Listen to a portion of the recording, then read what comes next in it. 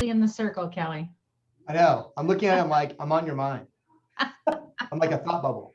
I've done a couple little bubbles up to Yeah. it. I didn't think Yeah. about that. I'll do it next time. That actually would be That really might be funny. creepy. Austin, that might be creepy. How's everybody doing today? What is anyone gonna hop on and show us your face? Or are we just getting I in? know. Like I got done up. I for got you. yours. Yeah, I know. I got makeup on for this. Oh, am I? Oh, I know. I always call everybody out because Especially I have to tell you, it's really awkward teaching to no faces or Mhm. talking to no faces. It's much sounds like a easier. nightmare. We might just have to go. I want in-person classes from Hi, now Brian. on. How about that? Here you go, Brian. Thank you, Brian. Would you guys come to in-person classes? Thanks, There's Anna. Anna. Because Need it. I can make it mandatory from now on.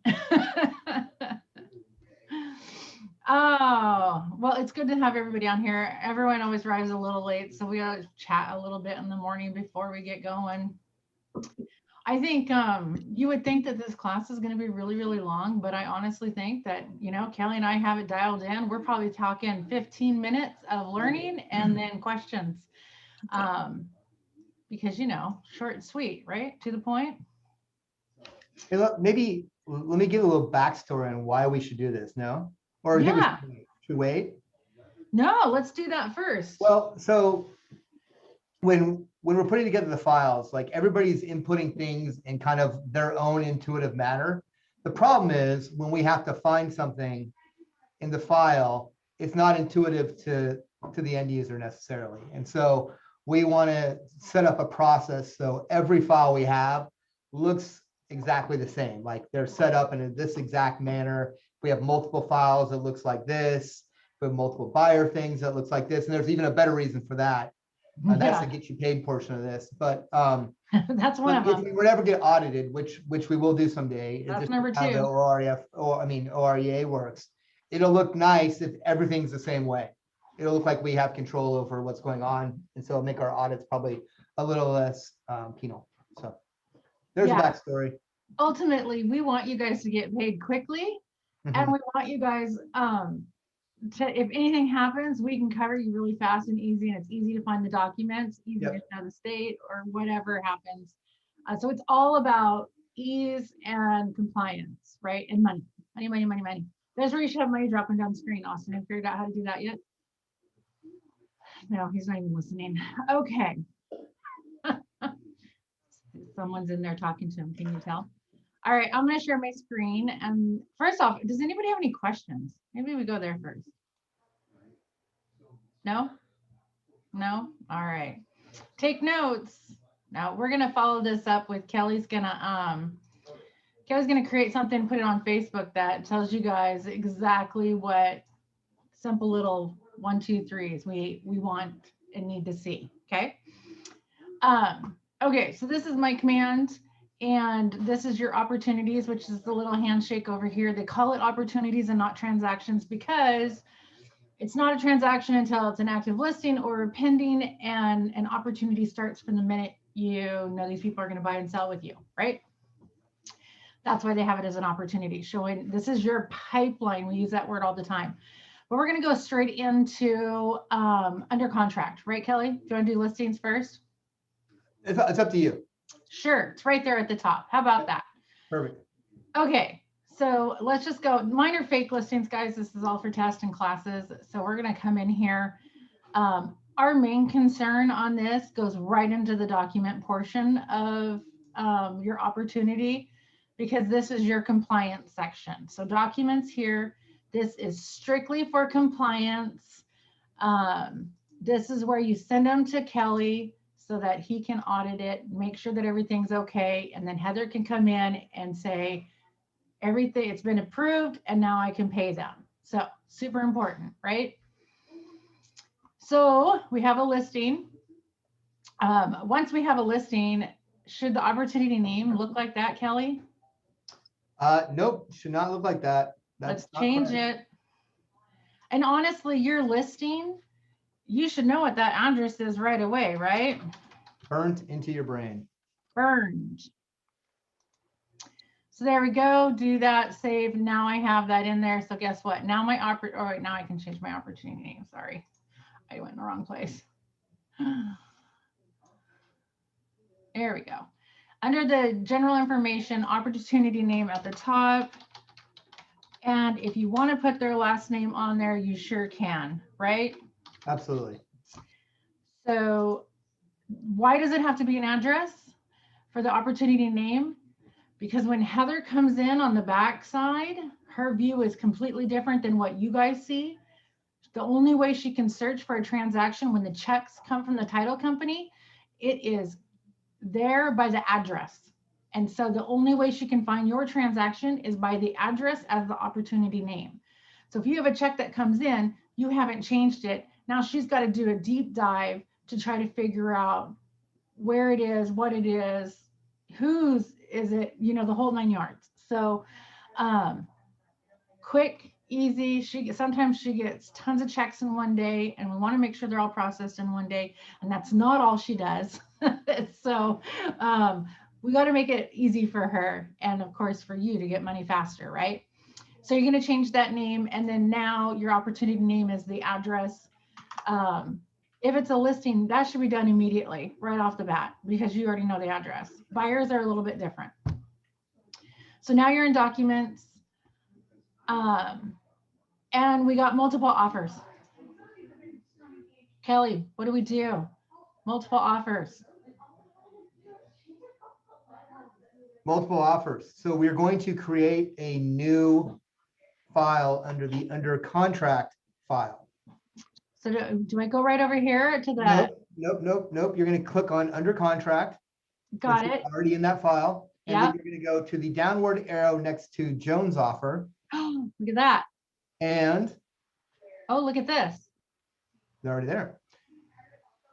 You would add version, and you can name that version whatever you like. If it's going to be the rejected offer, so you will name it rejected offer. And then I'm in the rejected offers, and it only has one purchase and sale. That's right. So you can put it there, and then go down. You can add add form. Add an item. You could add another offer there, and it would be great if you named it rejected offer -name, so that you and I can find it if we have to. So right here, the document name is Yep. I rejected. prefer last names.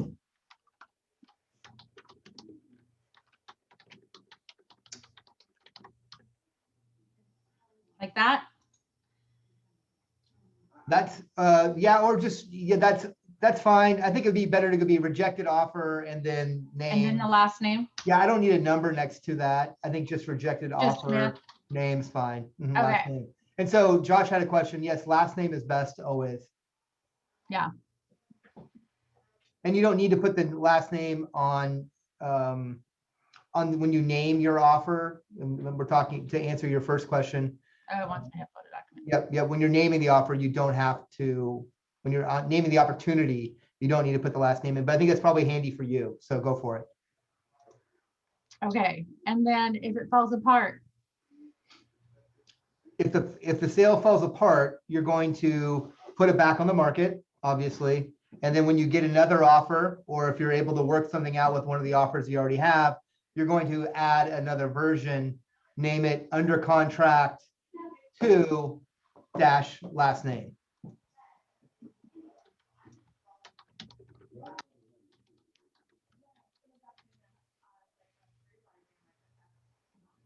I'm like totally at a loss on last names here.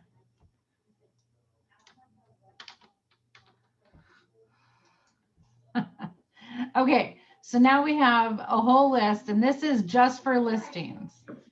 So on listings, we can go down here and we can do each one because they all tie to the address of the property, right? For a listing. Right. Does that make sense for everybody? And why do we want to do that? Because we need to, the only way we can find properties is by their address. And if we do multiple addresses in one folder, you would need to remember which address it was originally tied to. And let's get real, 5 years down the road, if something comes up and you got to go back and find that address, we can't search anywhere for something that is in a drop down here for an address. And it happens. So addresses are all individual opportunities. Okay, so does anyone have any questions on the listing one? Austin, are you watching the chat? Kelly, you are, right? Okay. Yeah, I've got my eye on it. So No question. Good. I'm going to pop over to the buyers real quick before we go to the next section. How about that? So now we're under contract on a buyer, and this is my buyer. Again, we're pending, so the name needs to change, right? But more importantly, I'm going to come in here, and we're under contract on this property.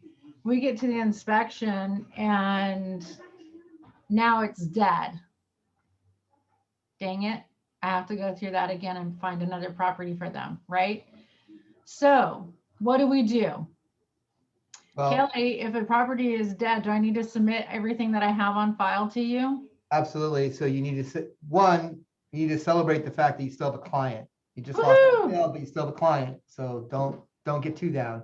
And then submit your terminated paperwork and the addendum that's citing the clause that you're using to terminate the sale. So just the termination agreement, while it works about 90% of the time, you find a savvy agent on the other side like me, they're going to throw that back at you and they're going to claim the earnest money because you did not terminate based upon a term in the agreement.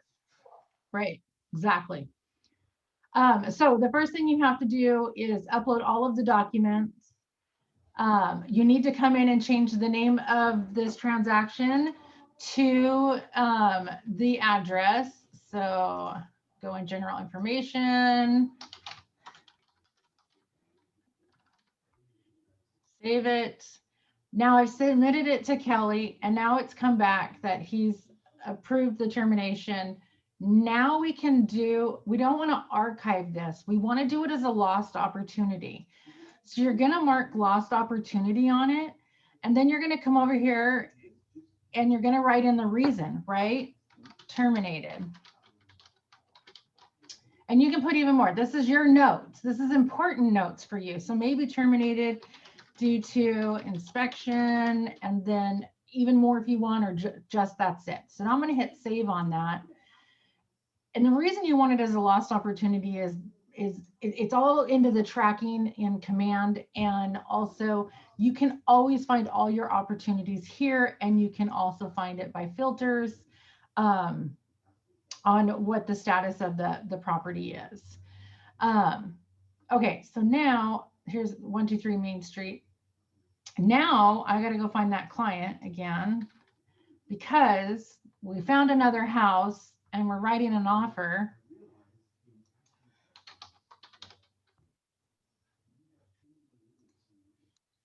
And now I need a new opportunity.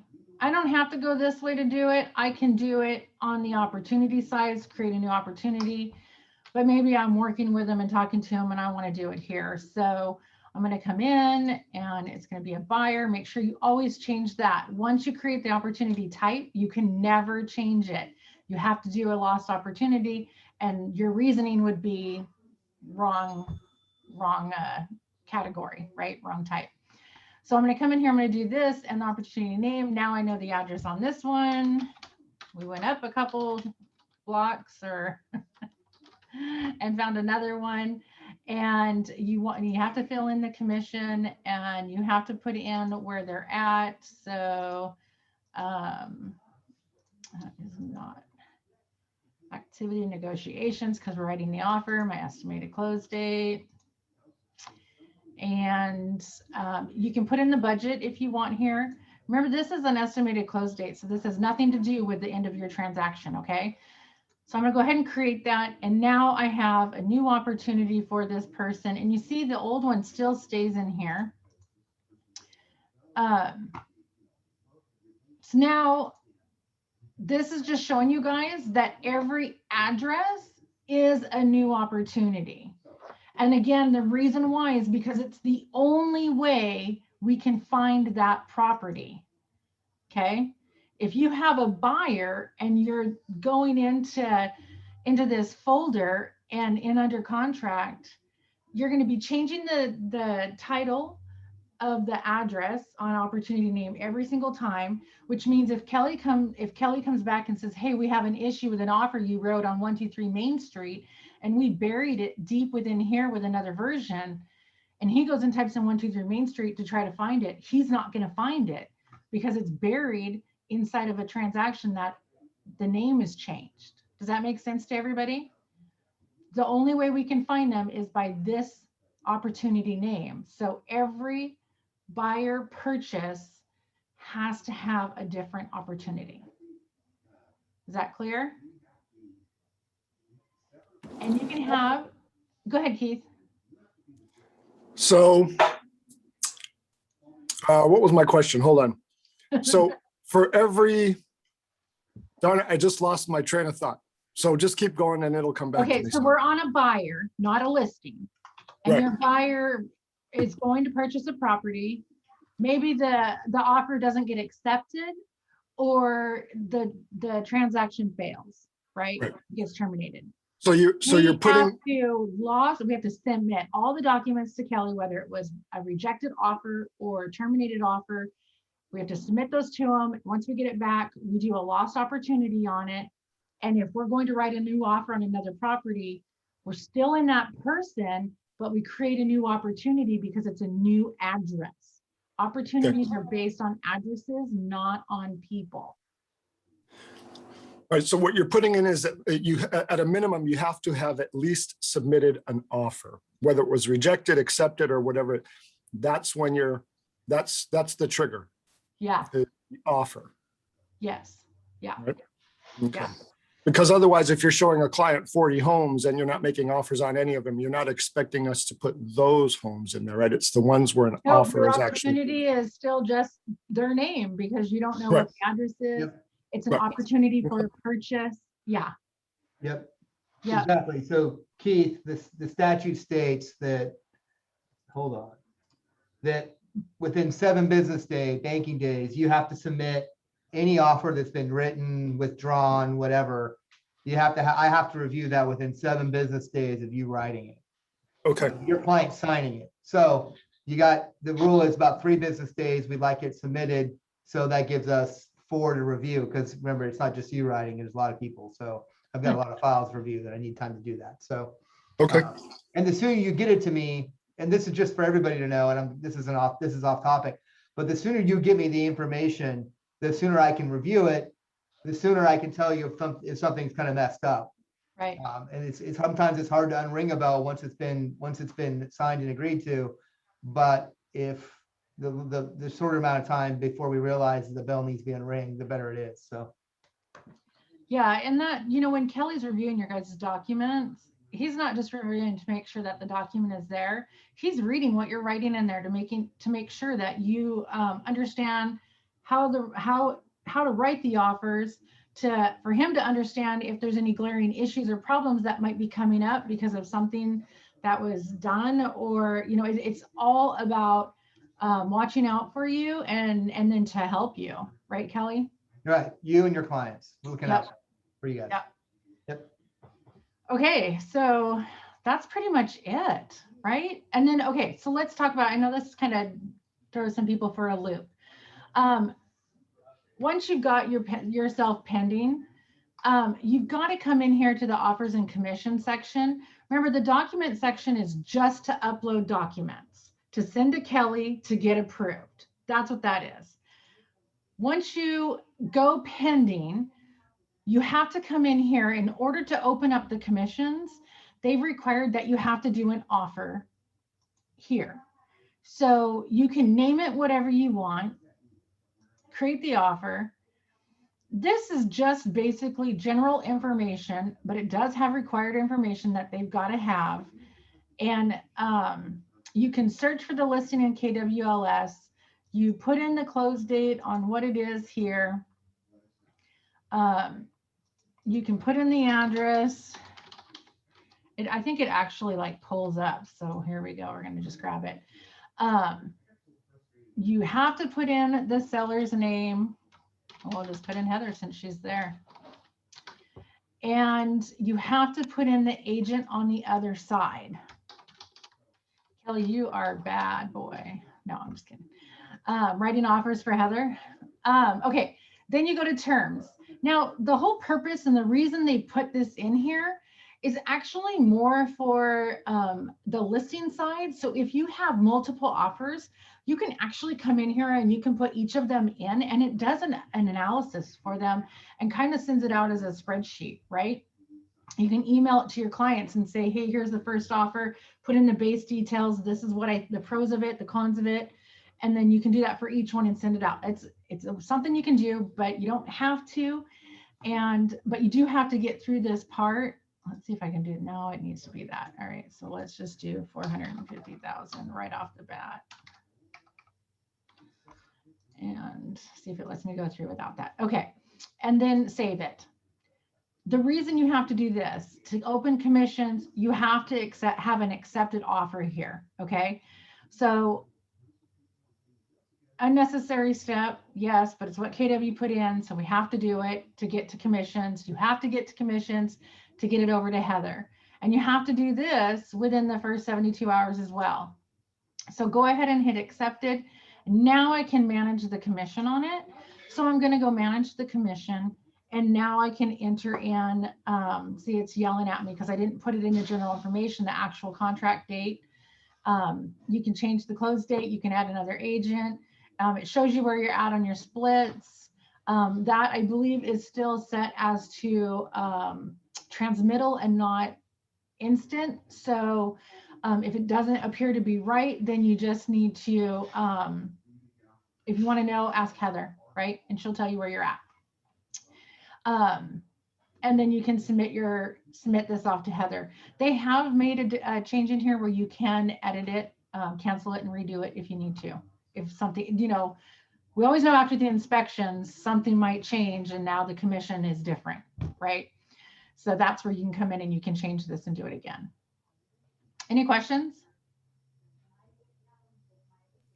Does Kelly automatically see our updates, or do we have to always click submit to push the most recent result? Good You question. have to submit. Yeah, please submit. That's how. That's what pushes it to your, okay. If you make changes, I can see that sometimes. If you open things, I don't see it. So please press submit. That I have the ability to look at things that have been changed, but I don't really search for things that have been opened is the other status. And so I eventually get to the changes, but I don't do the changes until everything's done. So those happen last because I kind of honor the people who go through the process properly first. Yeah. Okay, so I was just going back through, Brian asked, is the street address sufficient? I think the street address is fine. If you want to just add the city, you can. If it's like just Main Street, there might be a few main streets. So, but you don't have to have the full entire thing. Oh, Kelly, you did answer that. Kurt, when I'm working with a buyer and I make an offer to go under contract, copy the opportunity and rename the opportunity to the address. That way, if the opportunity goes south, they still have the buyer opportunity on their name. Yep, that's great. Personal transaction commissions. Those you have to go to Heather and just let her know. So your commission amount in here, it's still gonna pull in if you have any company dollar to pay or any royalty to pay. But Heather can change everything on her end because she has a different system that it goes to where the checks and stuff are created and done. And so she'll change it. And on a personal transaction, you don't have to pay company dollar or royalty. You just pay a $250 fee. I think you don't have to pay the royalty. I believe that's true. Yeah. And but you do owe once or twice a year. You're allowed 2 a year. Yeah. Mm-hmm. And then after that, you do, if you haven't capped yet, you do have to pay company dollar and royalty if you do 3, 4, 5 a year, right? And if you do, wow, good for you. And then in that regards, what I would recommend is, cap and then buy. Right, Kelly? That's right. Save your transactions to after you cap, or get your 2 and then the rest of them after you cap. Okay. Does anybody have any other questions? Is this pretty clear? Let's stop share. Pretty Well, clear? I just want to reiterate, like, if you guys go off reservation and just do this yourself and say, oh, I got it turned in and he's going to review it, I've complied. I guess you're technically true, but the more efficient we are on our end, the more efficient we can be to you too. So that enables us to provide more time helping you guys out with things if we're not caught up in minutia. So, yep. So the more efficient we are, the better we are, the better you are. No, Symbiotic relationship. that's right. All right. Thank you, guys. That's it. That was easy, right? Painless. Everybody's going to get a transaction in there. If you need any help, if you need any reminders, you got Austin, you got Kelly, you got me. You pretty much got any one of us. We can all help you with it. But Kelly's going to get that out there on Facebook as well. Like just here's what we want for each thing and how you do it.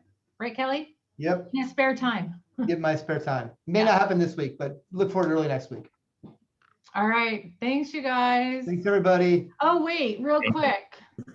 No command class next week because Ignite is going to be on Mondays, Wednesdays, and Fridays. So I got booted. No more command on Wednesdays at 10. And the only other day to do it was Thursday, and Tanya's out of town next week on Thursday. So starting in June, Thursdays at 11:30, mark your calendars. It is changing, or go to your Google Calendar. Austin will have it on there in command, always on Thursdays at 11:30, starting in June. And I hope you all will be at contracts class on Monday. Yes. Should be good. Yes. Awesome. Thank you. Thank you. Thank you. All right. Thank Bye. you. Thank you.